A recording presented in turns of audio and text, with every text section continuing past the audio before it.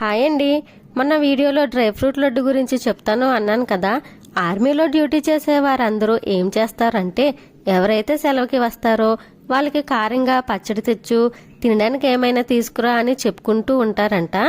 ఒకసారి మా బావ సెలవుకి ఇంటికి వచ్చారు. ఇంకా డ్యూటీకి వెళ్ళడానికి 2 రోజులు టైం ఉంది అనేసరికి మా బావతో డ్యూటీ చేసే వాళ్ళ ఫ్రెండ్స్ ఫోన్ల మీద ఫోన్లు చేస్తూనే ఉండేవారు.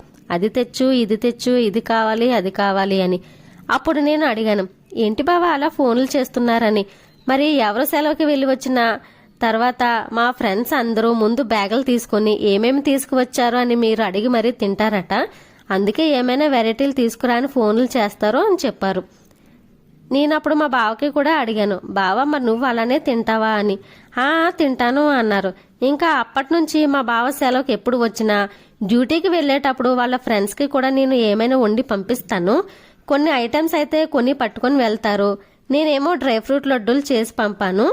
అసలు మా బావ ఇంట్లో అయితే ఈ డ్రై ఫ్రూట్ లడ్డు తినలేదు. కొన్ని పిల్లల కోసం ఉంచేసి కొన్ని పంపేశాను.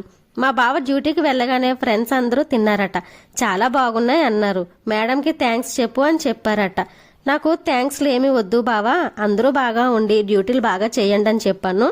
నాకు మా బావకి ఇంతకన్నా ఏమి కావాలి చెప్పండి. మొన్న అయితే బిర్యానీ చేశాను. టేస్ట్ అయితే చాలా బాగుంది అన్నారండి. మా బావ కోసం నేర్చుకున్న వాటిల్లో ఇదొకటి స్పెషల్ అన్నమాట. టేస్ట్ అయితే చాలా చాలా బాగుంది అన్నారు. గిఫ్ట్ కూడా ఇచ్చారు. మరి నచ్చితే సబ్స్క్రైబ్.